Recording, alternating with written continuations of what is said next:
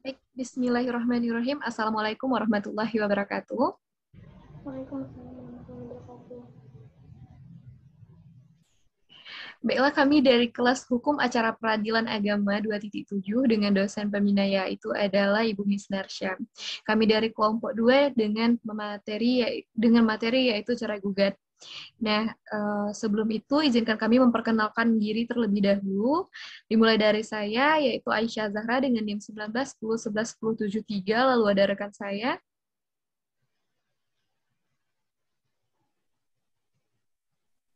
Saya Deva Marcelina, NIM 19 10 11 2017.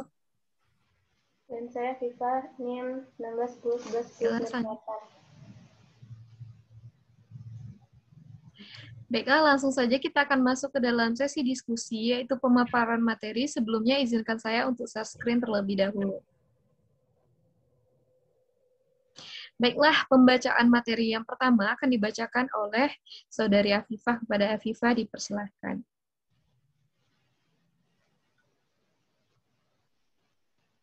Baik. Pertama, saya akan menjelaskan mengenai pengertian cerai gugat. Cerai gugat menurut kompilasi hukum Islam, khusus pada pasal 132 ayat 1, adalah gugatan perceraian yang diajukan istri atau kuasanya pada pengadilan agama, yang daerah hukumnya mewilayahi tempat tinggal penggugat, kecuali istri meninggalkan tempat kediaman bersama tanpa seizin suami. Cerai gugat adalah istri yang mengambil inisiatif untuk melakukan perceraian terhadap suaminya dengan berbagai sebab atau alasan tertentu. Dalam literatur fikih klasik, lebih banyak memberi ruang bagi para pihak laki-laki diposisikan sebagai pihak yang memiliki hak eksklusif untuk menceraikan istrinya. Berbeda halnya bila suami yang berinisiatif menceraikan istrinya, maka secara hukum disebut cerai talak. Kedua istilah, cerai gugat dan cerai talak, terdapat dalam Undang-Undang Republik Indonesia Nomor 7 Tahun 1989 tentang Peradilan Agama yang sudah diamandemen menjadi Undang-Undang Republik Indonesia Nomor 3 Tahun 2006. Kemudian diamandemen dengan Undang-Undang Republik Indonesia Nomor 50 Tahun 2009. Berikutnya mengenai dasar hukum cerai gugat, yaitu diatur dalam pasal 73 ayat 1 Undang-Undang Nomor 7 Tahun 1989, lalu pasal 20 ayat 1 Peraturan Pemerintah Republik Indonesia Nomor 9 Tahun 1975, lalu ada pasal 132 ayat 1 Kompilasi Hukum Islam, dan terakhir Undang-Undang Nomor 7 Tahun 1989 pasal 73 ayat 1. Berikutnya mengenai faktor-faktor yang menyebabkan terjadinya cerai gugat. Yang pertama itu hiyar aibi. Maksudnya itu setelah perkawinan berlangsung, si istri mendapatkan suaminya berbeda dengan yang dimaksudnya. Atau setelah perkawinan terjadi, didapatinya suaminya tersebut cacat sepanjang cacat tersebut tidak diketahui oleh istri sebelum terjadinya akad perkawinan. Lalu cacat tersebut terbagi menjadi 4 macam. Yang pertama itu cacat jiwa atau gila, lalu yang kedua ada cacat mental, bisa disebabkan karena ia pemabuk, pezina, atau melakukan perbuatan kasar, lalu ada cacat tubuh, dan terakhir cacat kelamin. Berikutnya huluk menurut hukum Islam artinya itu menceraikan suami dengan iwat atau imbalan, sejumlah harta atau uang dengan ucapan tertentu. Untuk perceraian jenis ini, sepasang suami istri tidak bisa rujuk lagi, kecuali dengan melalui akad kembali. Menurut pasal 148 KHI, putusan pengadilan ini tidak bisa dibanding dan kasasi. Berikutnya itu fasak. Fasak artinya rusak. Gugatan cerai dari seorang istri karena perkawinan tersebut telah rusak. Ada beberapa alasan seorang istri untuk mengajukan fasak, yaitu pertama, adanya unsur paksaan terhadap istri dalam melangsungkan perkawinan. Yang kedua, suami melanggar ta'lid talak. Yang ketiga, suami dengan sengaja tidak memberikan nafkah kepada istri dan anak-anaknya. Lalu, yang keempat, suami tidak memperlakukan istrinya seperti selayaknya, baik jasmani maupun rohani. Yang kelima, suami menganiaya istrinya. Yang keenam, suami mafqud atau menghilang tanpa pesan. Yang ketujuh, suami dijatuhi pidana berat. Pasal ini hampir sama dengan kompilasi hukum Islam pada pasal 116, hanya saja pada KHI. Tapi pada KHI tersebut, itu dalam butir A dan butir F tidak ada. Selanjutnya saya kembalikan kepada moderator.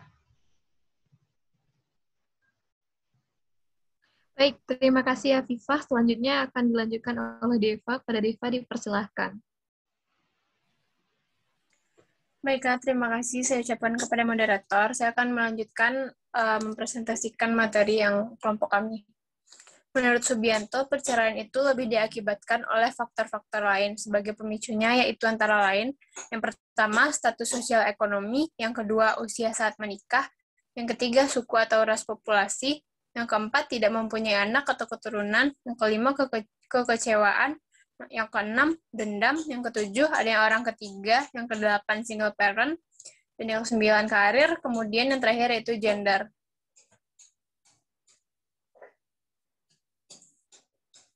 Nah, dampak dari cerai gugat yaitu dampak traumatik dari cerai gugat. Biasanya lebih besar daripada dampak kematian. Karena sebelum dan sesudah cerai, sudah timbul rasa sakit dan tekanan emosional, serta mengakibatkan celah sosial, bahkan kesulitan dan kerumitan diri setelah terjadi perceraian. Dampak lain dari cerai gugat adalah dampak yang bersifat positif. Dampak positif yang dapat diambil dari status baru sebagai seorang janda juga ada, yakni adanya peluang untuk melakukan pengalaman-pengalaman serta kreativitas baru yang merangsang seseorang wanita untuk lebih bebas mengaktualisasikan dirinya. Memiliki kebebasan untuk mengaktualisasikan diri dapat membuat seseorang menjadi mandiri. Individu yang mandiri merupakan individu yang bebas untuk menentukan arahnya, dapat bertindak sesuai keinginannya, dan hal-hal yang dilakukannya bukan karena orang lain. Maka dari itu, untuk mewujudkan keinginan-keinginannya tersebut, akan dilakukan secara ulet dan progresif.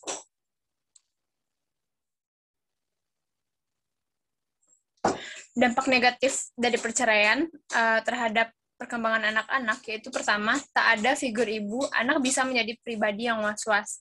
Yang kedua, minder dan tidak percaya diri. Yang ketiga, kehilangan figur ayah bisa membuat anak berperilaku nakal karena peran superego tidak ada. Yang keempat, anak menjadi tidak terkendali. Ada 5 tahap penyesuaian setelah perceraian, yaitu tahap penyangkaan bahwa adanya perceraian. Yang kedua, tahap timbulnya kemarahan di mana masing-masing individu tidak ingin saling terlihat. Yang ketiga, tahap usaha untuk tidak bercerai dengan alasan pertimbangan anak-anak mereka. Yang keempat, tahap mengalami depresi mental saat tahu akibat menyeluruh dari perceraian terhadap keluarga. Yang kelima, tahap persetujuan untuk bercerai. Selanjutnya, saya kembalikan kepada moderator. Baik, terima kasih Deva. Selanjutnya akan saya lanjutkan. Baik, yang E ada proses penyelesaian perkara cerai gugat menurut hukum Islam dan undang-undang. Prosedur cerai gugat, tata cara penyelesaian cerai gugat diatur sebagai berikut. Yang pertama, gugatan cerai diajukan kepada pengadilan agama. Cerai gugat diajukan oleh seorang istri yang melakukan perkawinan menurut agama Islam. Penjelasannya terdapat pada pasal 20 Peraturan Pemerintah Nomor 9 Tahun 1975 tentang pelaksanaan Undang-Undang Nomor 1 Tahun 1974 tentang perkawinan. Gugatan perceraian diajukan kepada pengadilan agama. Lalu yang kedua, surat gugatan cerai. Surat gugatan cerai memuat yang pertama nama, umur, dan tempat kediaman penggugat yaitu istri dan tergugat yaitu suami. Lalu alasan-alasan yang menjadi dasar perceraian, lalu yang terakhir petitum perceraian.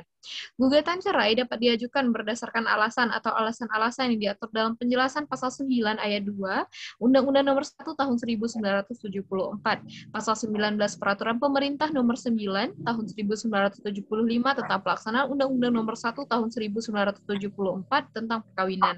Lalu pasal 116 dan kompilasi hukum Islam.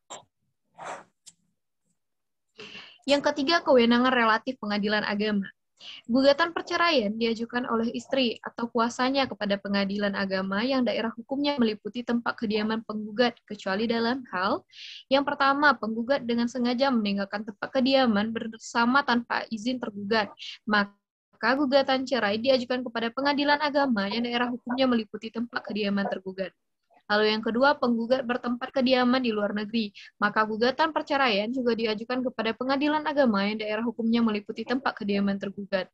Lalu yang ketiga, penggugat dan tergugat bertempat kediaman di luar negeri. Maka gugatan diajukan kepada pengadilan agama yang daerah hukumnya meliputi tempat perkawinan mereka dilangsungkan, atau kepada Pengadilan Agama Jakarta Pusat sesuai dengan pasal 73 Undang-Undang Nomor 7 Tahun 1989, Jungto Undang-Undang Nomor 3 Tahun 2006 tentang perubahan atas Undang-Undang Nomor 7 Tahun 1989 tentang Peradilan Agama. Lalu gugatan cerai diproses di kepaniteraan gugatan dan dicatat dalam register induk perkara gugatan. Yang keempat, pemanggilan pihak-pihak. Setiap kali diadakan sidang pengadilan yang memeriksa gugatan perceraian, baik penggugat maupun tergugat atau kuasa mereka akan dipanggil untuk menghadiri sidang tersebut.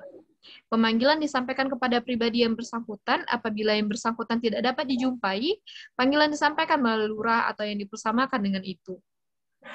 Yang kelima, pemeriksaan. Pemeriksaan gugatan perceraian dilakukan oleh majelis hakim selambat-lambatnya 30 hari setelah diterimanya berkas surat gugatan. Dalam menetapkan waktu mengadakan sidang pemeriksaan gugatan perceraian, perlu diperhatikan tenggang waktu pemanggilan dan diterimanya panggilan tersebut oleh penggugat maupun tergugat atau kuasa mereka. Yang keenam, kumulasi perkara. Gugatan soal penguasaan anak, nafkah istri, dan harta bersama suami istri dapat diajukan bersama-sama dengan gugatan perceraian maupun sesudah putusan perceraian memperoleh kekuatan hukum tetap. Tata cara pemeriksaan kumulasi perkara ini sama dengan dalam perkara cerai talak. Apabila tergugat mengajukan rekonvensi, maka diselesaikan menurut tata cara rekonvensi. Yang ketujuh, upaya perdamaian. Upaya perdamaian dalam perkara gugatan cerai dilakukan sama seperti dalam perkara cerai talak. Dalam sidang pertama pemeriksaan gugatan perceraian, hakim berusaha mendamaikan kedua belah pihak. Lalu yang terakhir ada gugatan profesional. Selama berlangsungnya gugatan perceraian atas permohonan penggugat atau tergugat atau berdasarkan pertimbangan berbahaya yang mungkin ditimbulkan, pengadilan dapat mengizinkan suami istri tersebut untuk tidak tinggal dalam satu rumah. Ini diatur dalam pasal 77 Undang-Undang Peradilan Agama, pasal 24 Peraturan Pemerintah Nomor 9 Tahun 1975 tentang perkawinan. Permohonan tersebut dapat diajukan dalam persidangan, dicatat dalam berita acara persidangan. Izin untuk tidak tinggal dalam satu rumah diberikan oleh hakim dalam persidangan dan dicatat dalam berita acara persidangan. Selama berlangsungnya gugatan perceraian, atas permohonan penggugat, pengadilan dapat yang pertama menentukan nafkah yang ditanggung oleh suami. Lalu yang kedua menentukan hal-hal yang perlu untuk menjamin pemeliharaan dan pendidikan anak. Yang ketiga menentukan hal-hal yang perlu menjamin terpeliharanya barang-barang yang menjadi hak bersama suami istri. 8 Undang-Undang Peradilan Agama, pasal 5 tentang pelaksanaan perkawinan. Lalu gugatan tersebut di atas merupakan gugatan profesional dan karenanya diselesaikan menurut tata cara gugatan profesional. Baik, sekian presentasi dari kelompok kami. Kami mohon maaf apabila ada kesalahan. Kami akhiri. Wabillahi taufiq wal hidayah. Wassalamualaikum warahmatullahi wabarakatuh.